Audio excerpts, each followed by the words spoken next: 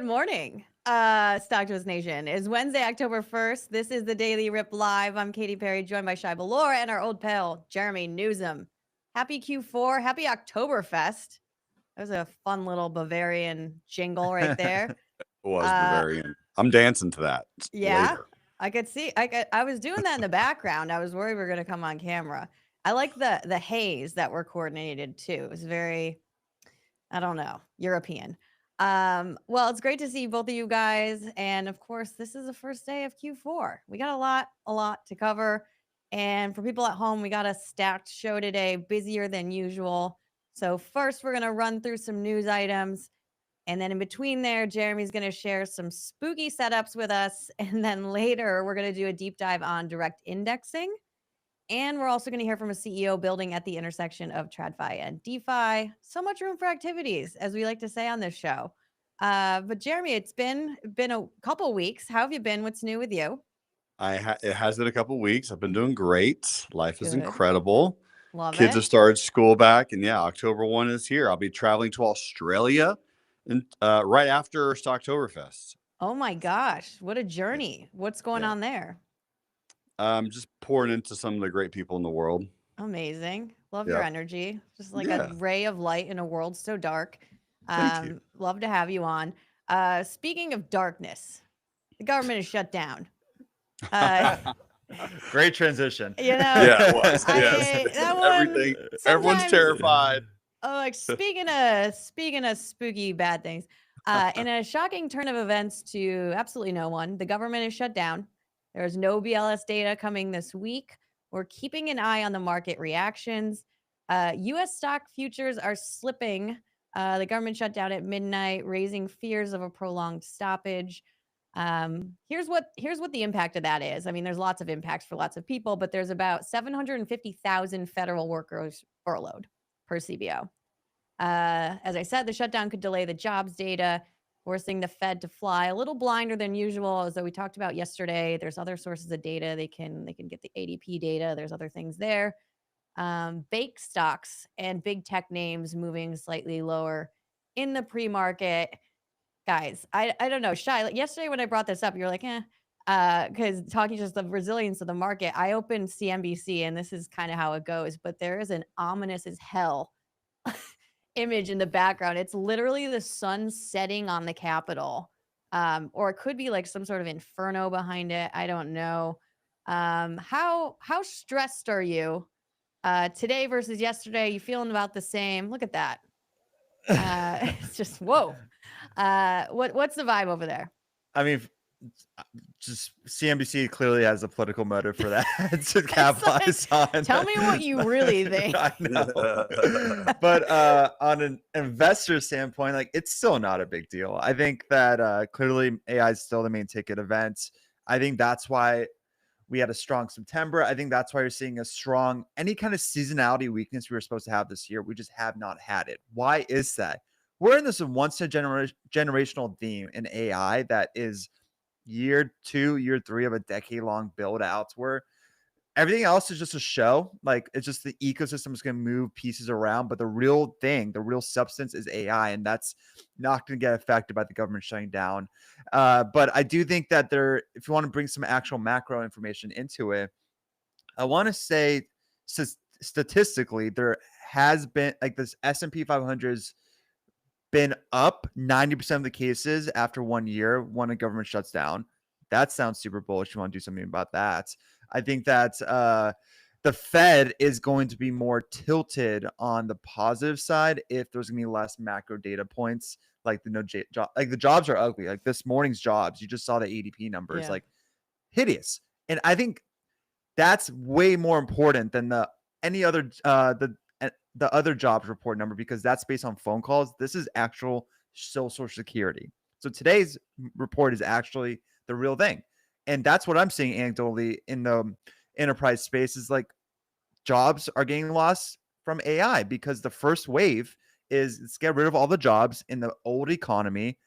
As soon as we feel like we're evened out, we're going to add more jobs because we have to tailor it to the new economy. So right now we're in that fat cutting phase. So the job numbers are going to be ugly. And I think that the Fed clearly sees this, and I think the Fed clearly knows that AI will be deflationary as well. So they're kind of like chilling, coasting. That's why I do think that Powell kind of had that DGAF mentality a bit last time he spoke last month, where like, yeah, it's inflated, but like it's not my problem. I'm here about inflation. Jerremy, what are your thoughts? I saw you reposted something about potentially buying the shutdown. As someone who's kind of looking at the trade opportunities, how do you view this? And of course, this is all separate. Obviously, there's like real world impacts of all this. We're talking traders, investors. Exactly. What's the move on your side looking at all this? We all know government officials are very sad when it shuts down. Oh, they don't get paid. They don't get paid. They don't get any money at all, ever. Right? Like when it's shut down. Yeah, they're fine. They're fine. So a lot of people are scared, but historically this has happened a bunch, and there's a lot of evidence that as Shay said, usually the markets do go higher. They slowly creep higher. There's generally a very short term, like, oh no, and then we keep going. So realistically, that's the side I'm taking. I think we're still in a bullish trend. I don't really see that changing. Which legislative representative was that specifically? Oh my God. That was DeSantis for sure. Oh no. Oh no. Cowboy boots. These people are ridiculous, guys. They definitely, I feel like they chill when it shuts down. They're all like, they act all mad on TV, and then they're like, all right, bye. Precisely. So, well, Nancy Pelosi can finally do what she was meant to do, which is dedicate a whole day to day trading. So I think she's such a good day trader. She's got like 4 monitors up in a Celsius, and she's locked in. She's locked in. She's very, very good. Watch me now. You guys thought I was good before. She's very good. She's, you know what? Game recognized game. Nance. That's right. All right. Well, we'll keep an eye on that. Speaking of government news items, though, as expected, the U.S. is taking a stake in Lithium Americas. That's LAC. So this was reported last week, but it was sort of a rumored, unconfirmed report. But the Department of Energy striking a new deal with Lithium Americas, taking a 5% equity stake in both the Canadian miner and its joint venture with GM, all tied to the Thacker Pass lithium mine in Nevada, where you are, Jerremy. Do you know where the Thacker Pass is? I don't know. Are you in the Thacker Pass right now? Are you reporting live from the Thacker Pass? I don't think so. I hope not. He's on the ground. Yeah. So that we talked about last time, but again, Shay, you mentioned the government kind of acting like a hedge fund. Does this change anything? I mean, I guess, Shay, like, who do you think's next in terms of like what's a likely company the government would take a stake in? Do you think? I think battery storage is probably the next one. Okay. So if I had to put my money on it, I'm talking my book, guys. I own this company, but EOSE. I think this is the one that's a U.S. long duration battery storage company that really is perfectly aligned with the ethos of what the Trump presidency is trying to do right now on getting all the U.S. sourced materials necessary for the new digital economy. And that's, I didn't even realize it was up 150% past 3 months. So maybe there's some pricing in, but I do want to caution, like, I'm for what like the administration's doing right now and getting some equity stakes, because this is a national security component. It's like, we have to make sure we win an AI, and we don't have no Achilles heel or exposure elsewhere, that we can actually, like, God forbid something happens, we can handle AI ourselves. I think these deals are happening way too quickly, though. It's kind of feeling like every month. That is a little dangerous, because this is a brand new thing we've ever done before. We're in the US, because guess what? People don't realize this. Taiwan, TSMC, they would not be TSMC if it wasn't for government intervention to help fund what they did initially. So like, they became into this massive monopoly, the AI factory, but they need the government's help initially to do so. So this is not like brand new on playbook, but it's brand new for the US. So I don't love seeing a deal every couple weeks. I think that eventually we don't know what the secondary effects are. Yeah, we don't know what it's going to kind of morph into. So like, if we do too many M&A deals at once, you're just going to have a synergy problem. So I think that's kind of where I'm at right now, where like after this lithium one, like you guys should just chill until next year, and like we'll see from there. Like, don't do another deal in November. Don't do another deal in December, because all of a sudden now you look they like will. Yeah, they might. Yeah, you're right. Yeah. But it's a dangerous, slippery slope. That's all I'm trying to say. Mm-hmm. What makes you so sure, Jeremy? Just trends, right? I Yep. mean, so they did on Intel. That was obviously the big one, which is kind of funny, right? Of all the companies for our government to choose, they're like, This guy. oh yeah, Intel's been crushing it recently. This guy. Let's get into them.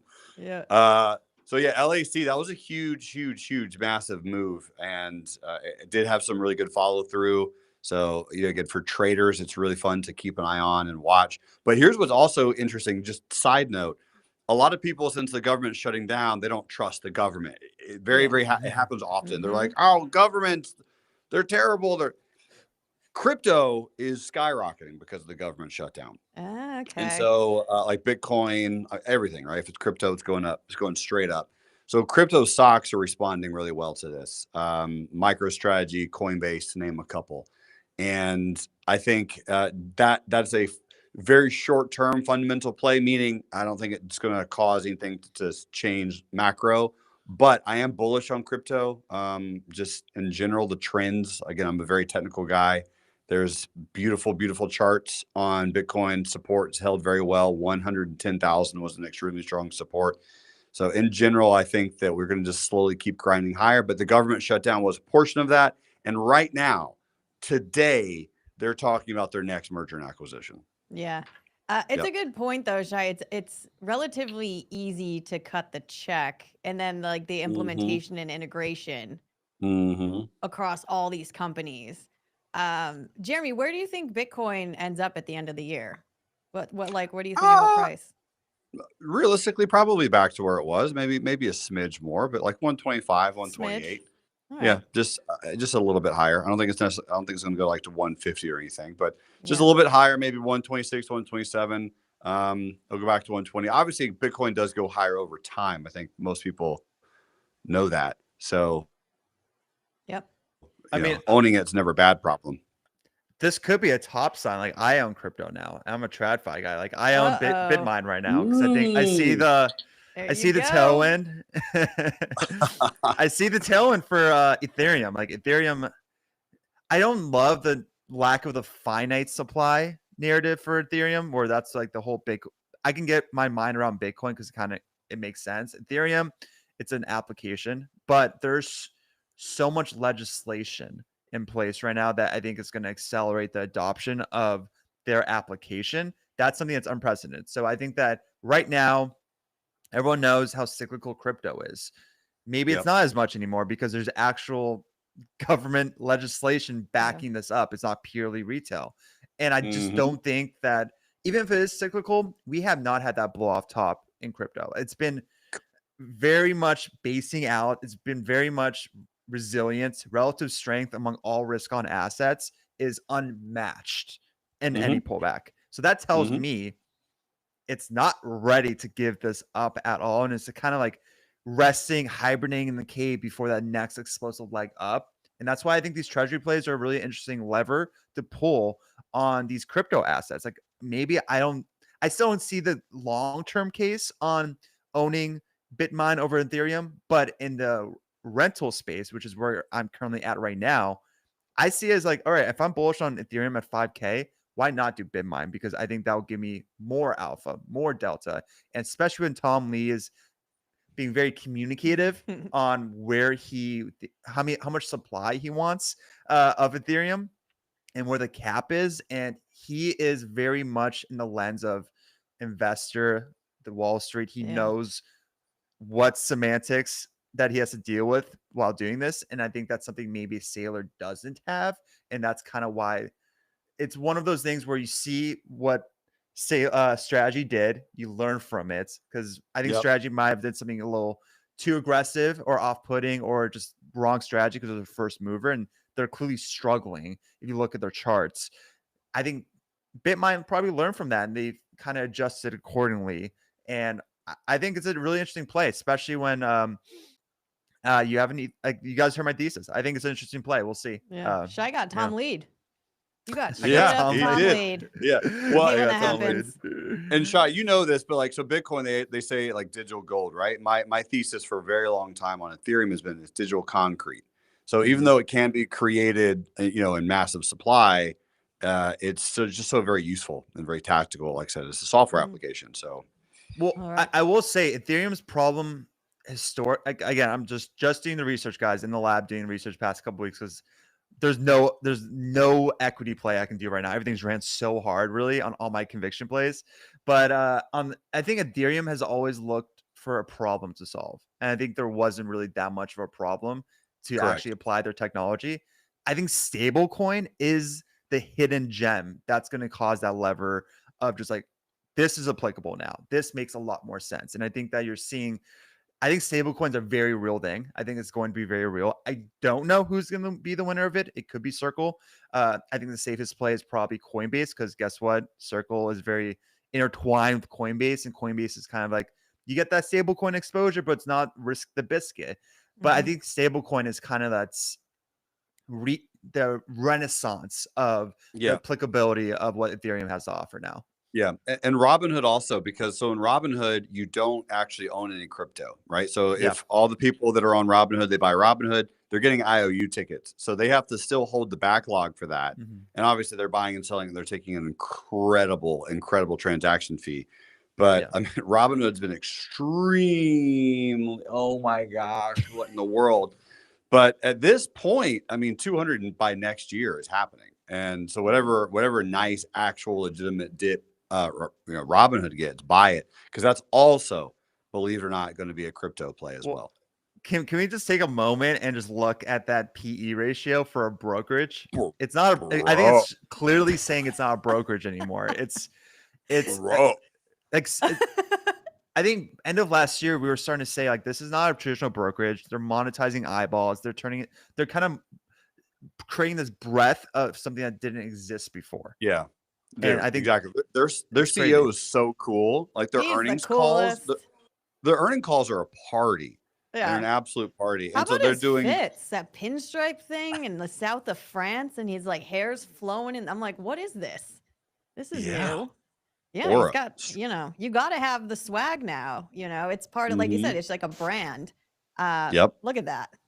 I mean, this is such a great swag. This guy was like coding somewhere in like a back room, like dimly lit, like how many years ago? Like now he's like jacked, tan, in fortune. Guys, don't give up on your dreams is the takeaway there. I think with the crypto thing, one thing that's interesting, and we'll get to it at the back half of the show with our guest that's coming in later, is you have retail embracing crypto and then institutional following, which is a trend we saw with generally the markets overall after, the April retail bought the dip and then institutional followed. And now what you're seeing, especially with the stablecoin thing, is all these institutions really leaning in because the regulatory environment is way less, what's the word? It's just less restrictive. Before you were afraid to make any sort of move because you thought you were going to get wrist slapped. Now it seems like the government is full. Like I think I saw Eric Trump 2 weeks ago, or a week ago. He was like, this is going to be the greatest quarter for crypto ever. And I was like, all right, man. Like, he's the dumb one usually, but like, if he says it, maybe he knows something. I don't know. But you see these institutions like embracing it. And then that becomes more real because it's not just the retail money.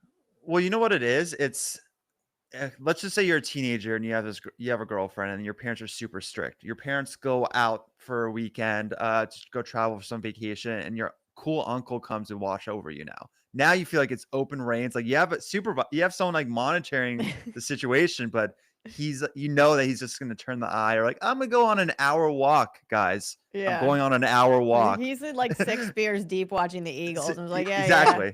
So I feel like the teenagers in this situation, it's kind of all these institutions where like they've been handcuffed or red tape bureaucracy to the pulse on what they can and can't do. And now this very pro-business administration, like they're the cool uncle a little. So now they can really just do what they've been wanting to do in the sandbox that clearly they still have to be in on the law wise, but they get away with a lot now. Yeah. Yep. Well, Jerremy, we only have you for another 10 minutes. So let's get to some setups. Let's get to Okay, I let's mean, do it. I saw you posting about PayPal, Duolingo, Netflix. Show us one of those, any of those. What are you kind of focused in on this week? What's looking interesting to you that might also be interesting to our viewers at home? I like posting charts, and I'm glad that you enjoy them as well. I for some reason can't share my screen though. That's kind of weird. It's okay. I'll We talk can through it. talk over them. Yeah, we'll figure it Yeah, out. We'll figure yeah. it So, out. We're so gonna do it live. Netflix is we're doing it We're live. doing it live.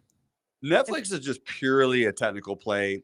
There's just a very, very interesting head and shoulders pattern that I kind of, at least I felt like I saw back in June. So you had like June 5th was a shoulder, and then June 30th was the head. And then you had this, what I call a bear gap and go on good earnings in mid-July. So on the July 17th to July 18th, you had a bull candle gapping down. Everyone gets trapped. Big bear volume comes in on earnings. And then we trade down into the 100 simple, and then we start consolidating. We have another smaller head and shoulders. So you have double head and shoulders, one on August 18, one on September 9, and then just recently on the 26th, 27th of September. So I bought some puts because it just looks a tad weak. And now we're opening down today below the low of yesterday. That's a very, very strong signal generally for some day trade or for like some continuation or some momentum. So this one will be a fun one to watch for a day trade for sure today. I will make some money on Netflix, which is nice. I always like making money on Netflix. Does it pay? Does it pay for my Netflix habit? Yeah, Of does course. it? Okay. Yeah, of Because course. if that, there you go. You win. You That's won. it. I'm happy. It's amazing. You won. Reddit, which me and Shy love, we're big Reddit boys. Reddit's gapping down huge. Really, really big, kind of like random overreaction, I think. That's not specifically news based dramatically, but it is gapping down. And I do think that ultimately Reddit goes down to 180, but that'll be a very, very, very good buying opportunity if and when Reddit does get back down to 180. But today it's just going to be nice and volatile, and it'll be very, very fun to watch for a day trade. And then Duolingo, I'm browsing on Duolingo recently because I am talking to a lot of people who are like, man, I have a 1,000-day streak. I've never paid any money. Yeah. It's like, yeah, but a lot of people have though, and they keep paying money, and their revenues are gargantuan. Their lifetime value is increasing per customer. Their residuals, their ARR, their MRR, like everything continues to increase on Duolingo fundamentally, and it's quite impressive. And their stock is down, at least from where it was at 540 back in May. Now it's, oh my gosh, it's 340. So that's a big deal. Yeah. It does have a technical chart pattern called a double bottom. It's a perfect double bottom, by the way, 10 out of 10. And it is bouncing off of the 100 simple moving average on a weekly chart, which it did back in August of 2024. So I'm doing a little bit of actual analysis on Duolingo, like the actual platform. I downloaded it the other day, re-downloaded it. I was trying to learn Spanish, Katie. Spanish. Hola, ¿cómo estás? Hola, bien. Bien, gracias. And we're done. And yeah, but they have you win. chess You won now. Duolingo. They have chess tutorials. They have other things they're doing it's a big education thing, and I'm a big education guy. Yeah, they're expanding into like math. And also I talked to their head of IR a while ago, and the number one language to learn on Duolingo is English. So with a lot of people who are learning English to up-level their careers in the US and around the world. Yeah, I know, right? It's like, here, we're just going to throw like 4 random letters in. Deal with it. I'm going to take a devil's advocate on this conversation. I think Duolingo is in trouble long term. And I think that I'm in the minority. I know I'm so much in the minority in this because like Jeremy's saying, the fundamentals look chef's kiss. Like there's nothing wrong with them. I think this is coming from what I think the AI tsunami is going to cause combined with my anecdotal evidence. I think Duolingo doesn't really monetize knowledge as much as they monetize guilt. And I see that from my wife. Ooh. She where is this going? She has a massive streak. Like her goal is to get 1,000 days in a row. I think she's doing it for a year and a half. She does not know French. She still does not, even not at all. I think she's just. She must know some. She knows some. I know, but I think the whole product loop for Duolingo is designed around streaks, hearts, reminders, like the pressure not to break the chain. I think that psychology works in the short term. People pay to avoid feeling like they're failing. That is capitalism. And I think that if you look at Mad Men, there's a lot of psychology behind what that show did and what Duolingo is doing. It's great marketing play, but I think that guilt and compulsion are not durable foundations to survive in the AI tsunami. I think that once in a couple years, people realize they're not fluent in the language that they've been spending who knows how long on, I think it's going to be harder to defend the thesis. But again, I could be super wrong. I see no proof of this in the fundamentals. It's just my gut take, and I could just be in the lane where like I don't get Duolingo. I'm never going to be a dual. I just don't get it. I could be wrong. Here's the funny thing, man. You're not wrong. You're not wrong about their language model. Kind of sucks. Meaning like you don't learn the language if you go through it. Like it's not awesome. So yeah, there is definitely that. That's not good if that's the whole point. So I think it is. Okay. Well, that's the thing. Like it doesn't really matter if they have DAUs. Like DAUs, the younger generation is go on there and just like compete with their friends, or the applicability of new genres like chess, learning music, like whole education TAM Duolingo can go after. And so maybe the short-term rentals of a couple years for each person is fine because they'll just continue to innovate into the next younger generation. Maybe that works, but I don't know. I just feel like they're generative AI vulnerable. And that's all I'm trying to say. Yeah. No, I think it's completely fair. It's an interesting business and gets to something more philosophical about AI, which is what is the appetite for actually the process of learning. With AI, you can just shortcut there. So if you have the new Apple phone or the AirPods and it just translates for you, there's always gonna be people that want to learn the language, but then there's just gonna be this like, well, I don't need to learn. I can just shortcut it. What happens? Is that you?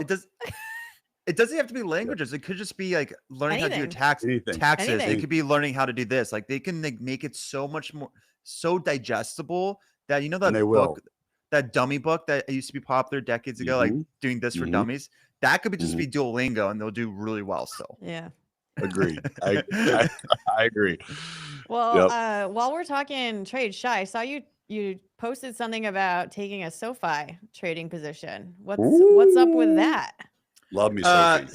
So they had a pullback this week. I don't know if you guys realized the whole sector really had a pullback. It wasn't just SoFi. It was a firm. I think it was Pagaya. It's all based on Upstart's numbers. And I think that Upstart had the BTIG delinquency rates was skyrocketing all of a sudden. So I think it went for like low teens, and that obviously scared people because I think the sentiment was the lower to middle class isn't actually doing that well. The whole economy and the market's getting carried by the rich. So like everyone else is kind of living on borrowed time, aka credit.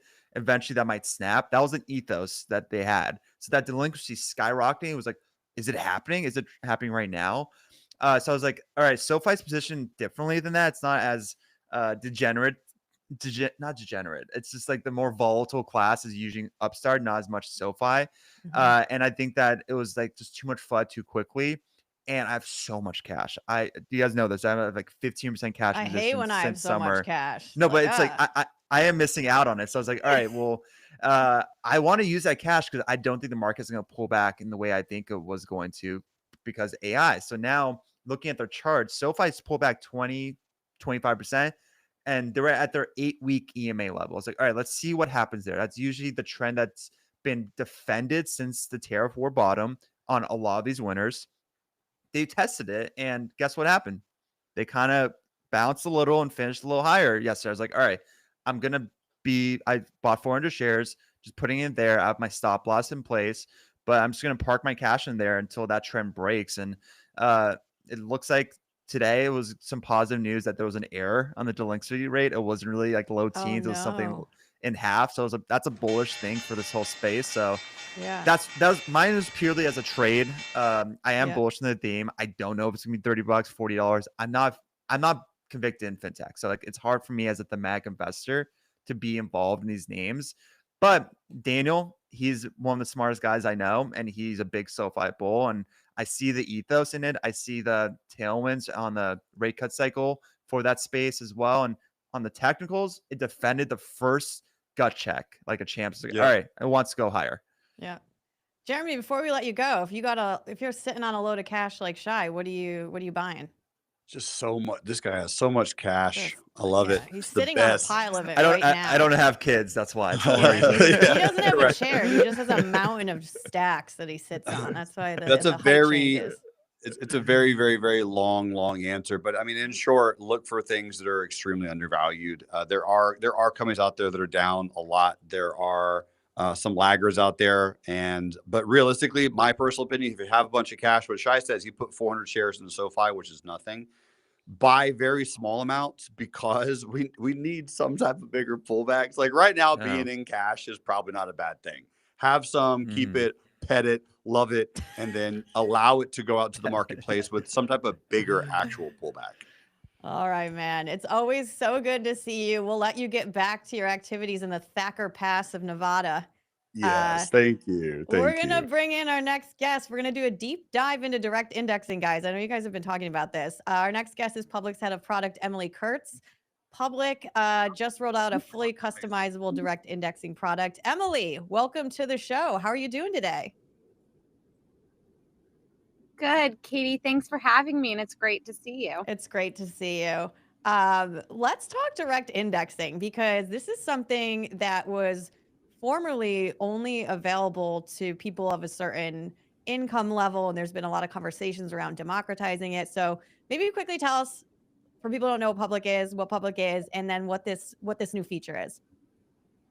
Awesome. So for those of you that don't know, Public is a platform for long-term investing. We offer a wide variety of asset classes, from stocks and bonds to crypto and options, and it's really to help individuals build long-term portfolios. So as Katie mentioned, super excited. Today we are launching a direct indexing product. For those of you that don't know what direct indexing is it's really an investment strategy where instead of owning an index fund or an ETF, you really own the stocks directly in that index. So that comes with some benefits that I'm sure we'll jump into, but tax savings, more flexibility and customization, direct ownership. Before we get into too much of those, there is a reason, right? ETFs are so popular. They're super affordable. They give broad market exposure. They're diversified, but they don't really allow that customization or personalization. And so if there's a company you don't want, you can't remove it. Most of them rebalance quarterly, and you can't really optimize taxes in a meaningful way. So with direct indexing, you get the benefits of ETFs, but then you also get some of this customization and personalization. Okay, so if someone was doing direct indexing before, like what were they doing? And then like with Public, like what does that look like when you're building your own experience in the app? Totally. So direct indexing has been around for a long time. It has traditionally been more available to wealthy individuals or institutions because when you own the direct holdings, say you're tracking the S&P 500, that means you have to own 500 symbols. And so typically traditional providers have had pretty high six-figure minimums, and so it's been harder to get into it. With direct indexing on Public, you can start as low as $1,000, so it really makes this a little bit more accessible and a lower barrier to entry and to try it. So what does that look like, Katie? So the first is you pick the index you're tracking. So on Public, you can track hundreds of different indices. So you can definitely track, the S&P 500, the NASDAQ, which we're calling the Tech 100, but you can also track sector, thematic, et cetera, indices, all from Selective and S&P. Once you track that index, you can then actually customize that. So that customization comes in a few different ways. One is rebalancing. So as we talked about, most ETFs rebalance quarterly. If you don't know what rebalancing is, it's basically retrading your portfolio to more closely align to that index. On Public, you can customize this rebalancing. So in a world where the market is really moving, as we're seeing this year, you may want to rebalance more frequently. You may not want to keep that NVIDIA exposure for a quarter, and you may want to update that. And so you can rebalance 100 times faster and do it daily versus that quarterly. Then you sort of select your weighting. So you can weight by the traditional index, or you could look at it by market cap or weighting evenly. And then I think the last part that's really important, at least in the creation, is you can exclude things and customize it to meet your needs. So take, for example, the NASDAQ. You think of it traditionally as a tech index, but there are actually quite a lot of stocks in it that like you and me may not think are tech, right? Like all the retail stocks, Costco, Starbucks, et cetera.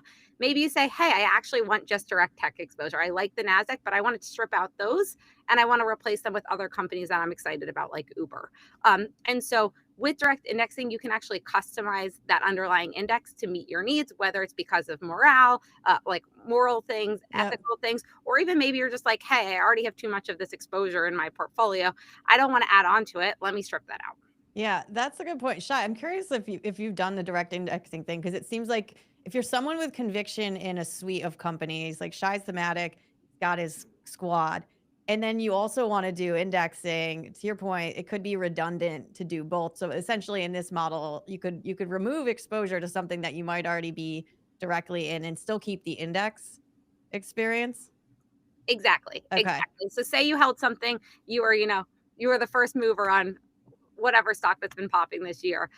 You can basically strip that out and say, I want the rest of that exposure to create sort of a balanced portfolio that tracks the overall S&P. And I don't want to over account for this because I already own that in my portfolio. Yeah. Shay, is this something that you've done in your career as an investor before, or any thoughts? I haven't done that specifically because I just dedicate my life to like doing this stuff, so it's different. I think this is really interesting on pair trading, though. Let's just say like I have a specific thematic, some conviction in it. Things have ran significantly. Like there's a way to offset like some protection in a way on picking like, all right, well, if this thing, like, let's just say risk on AI is bubbling up a little too quickly. What's going to benefit if there's a risk off environment? Healthcare, these like kind of safer ones. So you can create an index on those like create an index on risk off names that you can invest in. So like if there is a pullback, you'll still win on this bucket of names. So that's kind of how I'd use it, because a lot of times, ever since starting at Future, I'm on the institution side, you'd be surprised on how, if you have a thesis on something, you have to pair that with something that will offset in case something goes bad. Like everyone has a pair trade now. You have to do it on the side of the world. So like, yeah, that makes sense for me if I would do it going forward. That's an interesting use case. I'm curious, Emily, on like we talked about how you had to have a certain dollar amount to do this before. I mean, you're on the product team working with the engineers, and why is it so hard? Why is it taken so long for platforms to build this, or why is it so complicated for the retail experience that it took kind of a while to build? Yeah, so I think it's a few things. One, right, like fractional trading and sort of that retail investor growth has really taken off in the last handful of years. And so with fractional trading, that enables us to lower the minimums and say, hey, we're actually only going to give you a $5 exposure in Apple. And that may not have been a possibility, 10 years ago. I think the second thing that we actually didn't get into yet is the tax model around it. And so one of the other like huge benefits of direct indexing versus a traditional ETF is really something like the tax savings, and it's typically referred to as tax loss harvesting. And so we can definitely go into that, but those models have historically been a little bit trickier for retail brokerages to break into, and now we've built a proprietary model within public that we're really excited about with some of our partners at Apex. And so basically what tax loss harvesting is because you own the underlying stocks directly, you can basically sell specific positions at a loss, even if your overall portfolio is performing. And so these losses, which you capture, can then be used to like offset realized capital gains elsewhere in your portfolio that year or elsewhere. So I'll take a specific example if you're cool with it, just because I think it's helpful. Yeah. Say, you're tracking the S&P 500. Overall, the S&P, I think, is up like 13+% year to date. But some stocks, as Shay mentioned, are down this year, right? Not everything is up. And so with tax loss harvesting, we can say, hey, these stocks are losers. Let's sell those. Let's generate capital, and then let's reallocate that capital to buy other assets in the S&P, which then overall helps you maintain a similar exposure and get the same targeted returns. But because you're using these realized losses to offset gains, you're lowering your tax bill, and thus you're like increasing your after-tax returns. And so that can increase your after-tax returns up to 2%. And so this idea of this tax loss harvesting algorithm has also just not been totally accessible yet in the retail space. I'm glad we're talking about taxes, because it's a real aspect of all this, and we don't touch on it that much. So if I'm following correctly, with an ETF, you have winners and losers within that bucket. You could be up overall. You can't separate them out. And with direct indexing, you say like, actually, these guys, let's get okay. Interesting. So I guess my other question for you while we have you is just generally on the platform, you probably see a lot of and hear a lot of feedback from users. Shy and I talk a lot about brokerage platforms on this show, Robinhood, SoFi, eToro. I'm curious what you're hearing from your users of like the things they want or the things they're interested in lately. Because it seems like the sophistication and the appetite from retail investors is just astronomically increasing month to month. Totally. And I think that's exactly what we saw. And sort of what one of the factors that played into sort of us creating this product is, one, investors are becoming more sophisticated, and they want customization, right? Different investors care about different things in their portfolio. And so they want to be able to view gains differently. They want to be able to add specific assets, exclude specific assets, simulate returns. And so just being able to make sure we give investors tools to actively manage their portfolio that appeals to different types of investor profiles, whether it be that yield seeker or that income generator, or just sort of those growth folks that are looking for, options and speculation. And so I think that's one thing we're really seeing. The second, which you probably get into all the time on yours, is just how we leverage AI throughout the experience, right? AI is now so embedded in our lives that people are expecting not just to understand what happened, but why it happened. So not just that, Apple's up X%, but why did this happen? How does that impact my portfolio? And so those are definitely things we're hearing a lot from our community. All right, Emily from Public, thank you so much for joining us. I always love talking about tax loss harvesting, but also great insight into direct indexing. And you'll have to come back soon when you guys have some new features to tell us about. Awesome. Thanks for having me. Thanks, Emily. All right, let's turn to some more news. We had Nike earnings come out. Their earnings always come as a surprise, I want to say, just because it falls outside of when some other companies are. But they're surprising Wall Street with revenue up 1%. They're, of course, amid this big turnaround, but their profits are down. Their margins shrank. Tariffs, they're reporting, are impacting the business. They have that CEO who started at the company as an intern, which is still wild to me.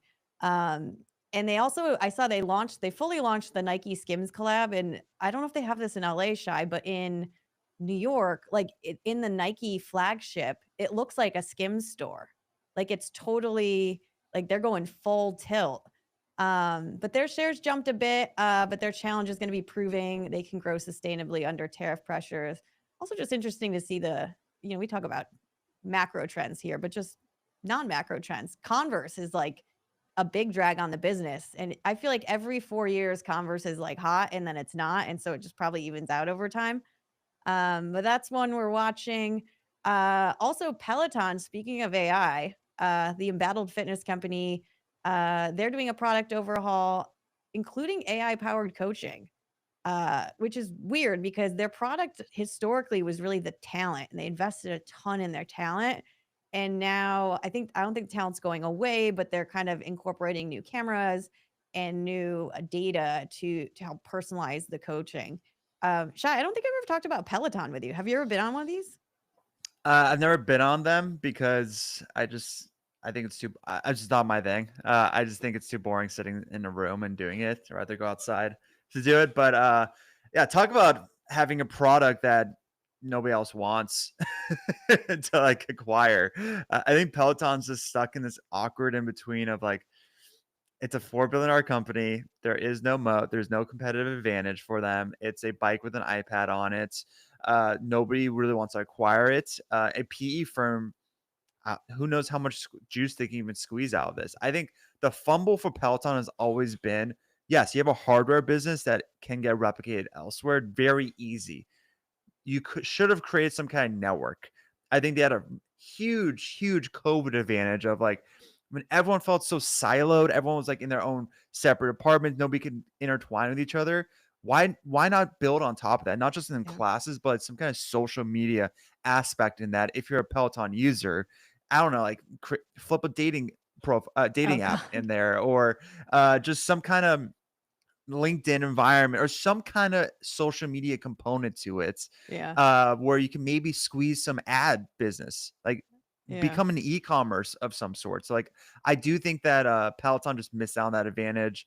I think maybe right now their strategy, I've always said their strategy should be tackling college campuses working with the universities to kind of have a Peloton corner on every gym, Yeah. or some section over there, make them like incentivize them students to like love it and become members once they graduate. And that's how you build a loyalty, and who knows where you can leverage from there. But yeah, what today's announcement didn't do anything for me Yeah, at all. I've had a bike since 2017. I've never had to get it maintained, which is insane. I love it, but now I'm like, damn, $50 a month just to stream. I might just like let the membership die and like put my own playlist on. I don't know. That's just an interesting one to watch. They were hot. That is actually, Peloton might be my greatest trade ever by pure luck. I literally sold at the top. I bought in COVID and I was like, I have a Peloton. And then I just woke up one day and it was like basically at all-time highs. And I was like, yeah, I'm done. And it was like, I look like a genius. I'll never do it again. But let's flip back to crypto, which we were talking about with Jerremy. And our next guest is a CEO and founder building at the intersection of traditional finance, decentralized finance. Welcome, Edward Woodford, CEO and founder of Zero Hash, as we get your camera rolling there. Can you hear us, Edward?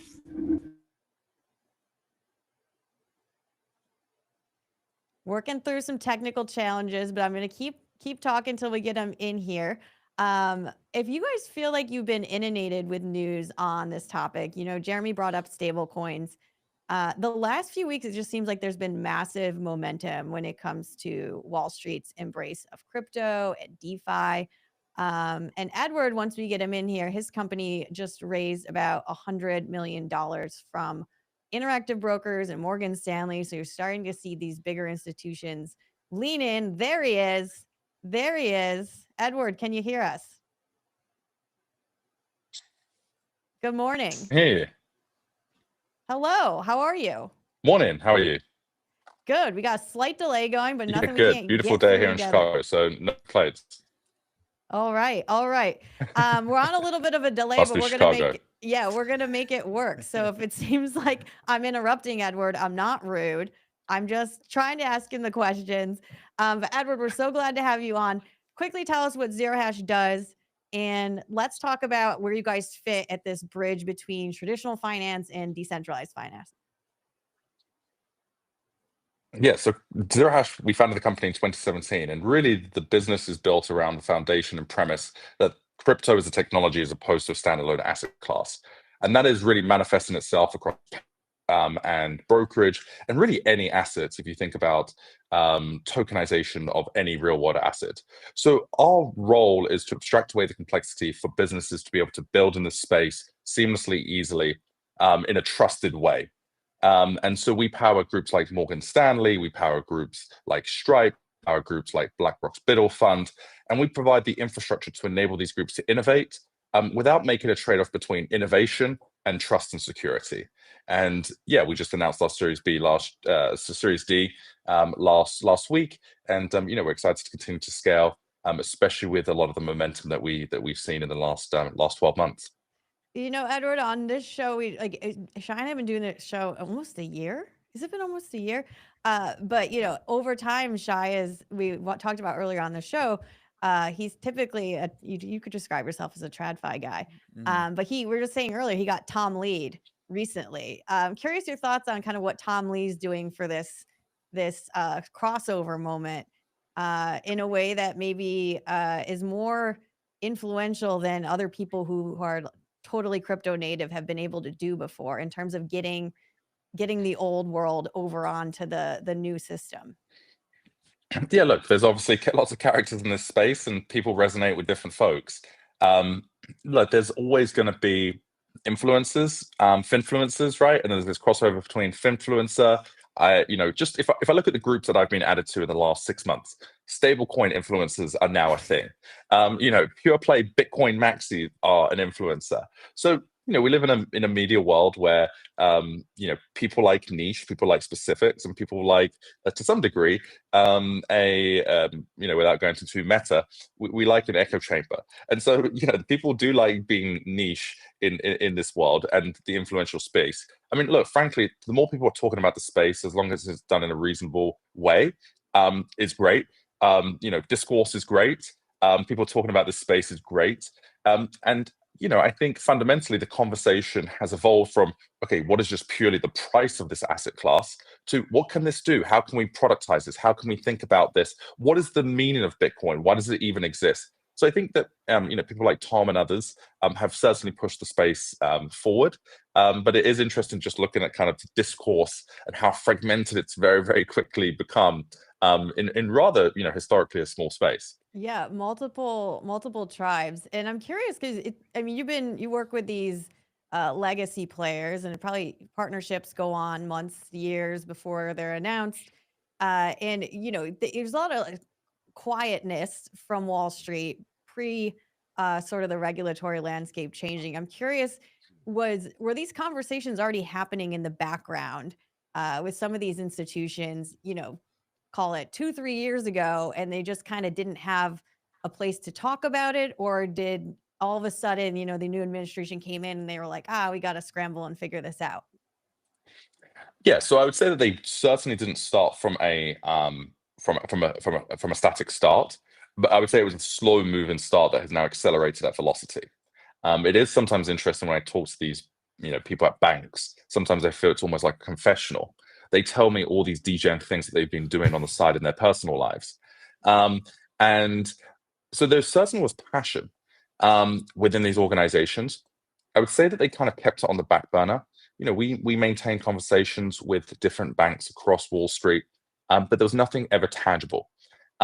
Clearly, we now live in a world that is very, very tangible. We announced Morgan Stanley last week launching a crypto product within their wealth side. But the conversation has accelerated not just with them, but with many, many others around what can tokenization do for their business? What should their strategy be around stablecoins? So I would say that they had a lot of these firms couldn't talk about it. They frankly didn't want to have to reply to letters from the Fed and OCC about what are you doing? It's much easier to say nothing. So it was kind of like a skunk works to some degree, maintain a relationship, figure it out, keep educated. And then these groups have been able to move very, very quickly. So there'll be many more announcements of the scale of Morgan Stanley. And for me, banks are not known to move quickly. But I think when you have a move and start plus pent up demand and an understanding and appreciation of the opportunity, which they certainly see when they speak to their wealth clients, for example, these banks can move very, very, very quickly and very, very intensely. It is funny to think about like a crypto bull somewhere at one of these institutions, banks, for years being like the weirdo in the corner. Everyone's like, yeah. And then all of a sudden they're like, you, like, over here, we need you right now. This is your time to shine. And they're probably like, oh, amazing. That's awesome to hear. I want to talk a little bit about you guys I saw your posters around New York, and you guys have a billboard right outside of the stock exchange. I think we have a video because you guys captured something funny with that, which we'll pull up.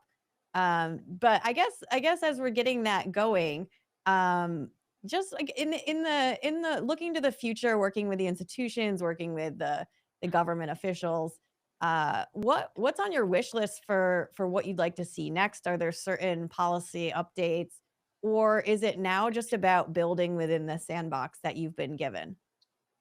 Yeah, so I mean, our view is that maybe taking a step back, what happened over the last 4 years in this space? I would say that there were 3 elements here. There was regulation by enforcement, there was regulation by implication. So that was, for example, what has been FOIA'd now, letters from the Fed and OCC to banks, basically implying if you enter the space, you will have an issue. And then there was regulation by what I call rulemaking. So very, very niche, for example, accounting bulletins by the SEC called SARB 121. So none of this was law, right? Regulation by enforcement is just suing a company and trying to make law that way. Regulation by implication is just implying that you want to kind of create a structure, again, that is not law. And then, for example, rulemaking, SARB 121, was effectively an overreach in terms of rulemaking. Actually, the government's own accountability office, the GAO, a very, very niche governmental department, said this was an overreach by government. Both houses overturned it. And then, unfortunately, Biden vetoed that bill that would have overturned SARB 121. So a lot of this was not statute. Our view is that a lot of the statutes are well-defined. It was, unfortunately, an overreach in those 3 areas. Now, Genius has been exceptionally good for the adoption and clarity around stablecoins and how they can be implemented. There still is a lot of rulemaking that needs to be created, and that will take about a year. And so Treasury, OCC are writing a lot of rules around this, and that will provide a lot of clarity around issuance. So there is still a little bit of a lag on the stablecoin side. On the market, what people call market structure, which is effectively the crypto side of things, our view is that these are non-security spot commodity tokens, and there should be a structure around that that is not dissimilar from what exists today for any spot commodity. I think what is fundamental, what we reinforce to rule makers and lawmakers, is this is a technology. It's very hard to imagine what this technology looks like in 2 years. Right? If you look at where we've gone in the last 2 years, even the fundamental technology around a Bitcoin is fundamentally different. So this acceleration is very, very challenging to legislate. So we think as much of a hands-off approach with the right guardrails, a lot of which already exists, is the best structure forward. And I think that has started to get some really strong momentum, particularly with the SEC, around providing just pure clarity. Hey, it is fine for a state chartered trust to custody for registered investment advisors crypto assets, similar to any other asset. And so that clarity came from the SEC yesterday. It is okay for a broker-dealer to do crypto. Yes, that seems obvious, right, under the law. So a lot of this is around regulatory clarity and walking back some of these regulation by implication, enforcement, and implication, which the agencies have already started to do. Well, hopefully the government unshuts down soon so you guys can keep working on it. Let's show this video we have. This is such a testament to where we are. So what we're looking at here, Edward, is this is down on Wall Street, right? These are dumpsters of paper ledgers that someone just left on the street. When was this captured? What is this? Yeah, so this was yesterday. So we are doing this billboard in, right in Wall Street, opposite the New York Stock Exchange. And just by happenstance, there were all these ledgers, which is kind of concerning that they're putting these ledgers in trash cans. I was going to say, that seems not secure or compliant. No, but what is interesting is just hundreds of these ledgers just in the trash can opposite the day that we put visual up. Yeah. So it is, I think it was beautiful timing. We were not doing this incredible stunt, which I wish we could claim credit for. But it is indicative that banks are moving from ledgers. And I think when you frame it in that sense, right, so sometimes I've gone to these big banks and they have like the original ledger at the bank. And it is kind of cool to see these ledgers. And then you think about, okay, those bank ledgers are now on centralized databases. So if you frame it in terms of, okay, we're moving from, version 5 of how we operate to version 6, whatever version you want to say, Web 2 to Web 3, whatever you want to argue, it is really, really interesting. I think it makes it more acceptable, more adoptable. And I think that is actually a story that I've really lent into. So for example, Interactive Brokers is one of our largest investors. They led our last round. And if you look at the history of Thomas Petterfy, who founded that company, he lent into electronification when there was a lot of reticence around electronification. And he obviously became, I think, the 60th richest person in the world by leaning into electronification. And so somebody like that recognizes the power and disruptive nature of technology if you don't lean into it early on. And I think, blockchain can be as disruptive as the electronification of markets, the internet, to a power. So that's what really excites me, is just how this technology can instill itself into every part of our daily lives. All right, watch this space if you use E-Trade. Crypto coming at you soon. Edward Woodford, CEO and founder of Zero Hash, thank you for joining us today. Thank you. And for everyone at home, we have a big show tomorrow as well. We're actually having the CEO of Better.com, Vishal Garg, coming on. You don't know, Better.com is the new stock that Eric Jackson's been tweeting about. So Shai, he said these are the Shopify of real estate. At Open Door, he's saying the Amazon of real estate. So that'll be interesting. And we also have our friend Steve Howe from Bloomberg, who has some fresh new data on the China trade that we've been talking about. Shai, as we get into the rest of the week, what do you focus on over there? I want some more spookiness. Yeah. It's October. Give me some pain. Give me some drama. All right, you got the cash. You just want everything to. You love that CNBC image. I know. I was hope like, they spread yes. that. Yeah. Yeah, 100%. No, I mean, things are extended. Just do the work, guys, because there's no real opportunities right now, in my opinion. But yeah, stay cautious. Don't get greedy. Like what Jerremy said, like he should have some cash in case things go go bad. So be Yep. cautious. All right. Well, everyone, we'll see you back here tomorrow at 9 a.m. Eastern. Thank you for joining us on the Daily Rip Live.